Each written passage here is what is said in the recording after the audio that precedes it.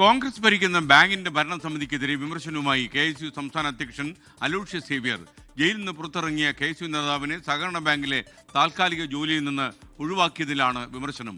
ഗണേഷ് ആറ്റൂരിനെ തിരിച്ചെടുത്തില്ലെങ്കിൽ പരസ്യ പ്രതിഷേധത്തിലേക്ക് കടക്കുമെന്നും മുന്നറിയിപ്പ്. സൂരജ് സജി തൃശ്ശൂരിൽ നിന്ന് വീണ്ടും ചേരുന്നു. പറയൂ സൂരജ്. ഇന്നലെ രാത്രി പ്രൈം ടൈമിലാണ് നമ്മൾ ഈ വാർത്ത റിപ്പോർട്ട് ചെയ്യുന്നത്. ഈ വടക്കാഞ്ചേരിയിൽ KSU നേതാക്കളെ മുഖംമൂടി ധരിപ്പിച്ച് കോടതിയിൽ ഹാജരാക്കിയത് കോൺഗ്രസും KSUവും ഒക്കെ ഏറെ വൈകാരികമായി എടുത്തതാണ്. ആ കേസിൽ ജയിലിൽ കഴിയുകയാണ് ഗണേഷ് ആറ്റൂർ എന്ന് പറയുന്ന KSU നേതാവിന് തന്റെ ജോലി നഷ്ടമാകുന്നത്. ഈ ചേലക്കരയിലെ കിള്ളിമംഗലം സർവീസ് സഹകരണ ബാങ്കിൽ താൽക്കാലിക ജീവനക്കാരനായി ജോലി ചെയ്യുകയായിരുന്നു ഗണേഷ്. ഇതിന് ഇടയിലാണ് ഈ കേസിൽ പെടുന്നത്.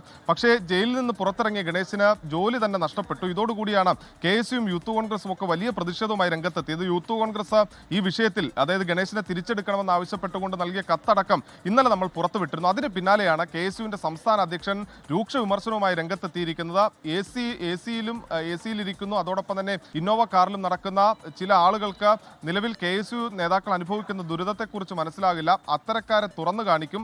ഗണേശിന് സ്ഥിരം നിയമനം നൽകിയില്ലെങ്കിൽ ശക്തമായ പ്രക്ഷോഭത്തിലേക്ക് KSU കടക്കും എന്നുള്ളതാണ് KSU സംസ്ഥാന അധ്യക്ഷൻ ചൂണ്ടിക്കാണിക്കുന്നത്. അതോടൊപ്പം തന്നെ ഈ വിഷയത്തിൽ DCC നേതൃത്വം അടക്കം ഇടപെട്ടുകൊണ്ട് ഇപ്പോൾ ഒരു അനുനയ ശ്രമം തുടങ്ങിയിട്ടുണ്ട്. സ്ഥിരം നിയമനം നടത്തുന്ന സമയത്ത്, അതായത് 5 സ്ഥിരം നിയമനങ്ങളാണ് ഇനി ബാങ്കിൽ നടക്കാനിരിക്കുന്നത്. ആ സമയത്ത് ഈ ഗണേശനെ പരിഗണിക്കാനുള്ള ഒരു നീക്കമാണ് നടത്തുന്നത്.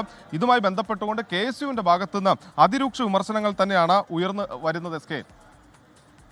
ലോകത്തെവിടെയായാലും ഏത് സമയത്തും 24 വാർത്തകളും ഓഗ്മെന്റഡ് റിയാലിറ്റി പാക്കേജുകളും എക്സ്പ്ലെയിനറുകളും വിശദമായി കാണാൻ ഞങ്ങളുടെ യൂട്യൂബ് ചാനൽ നിങ്ങൾക്ക് സബ്സ്ക്രൈബ് ചെയ്യാം.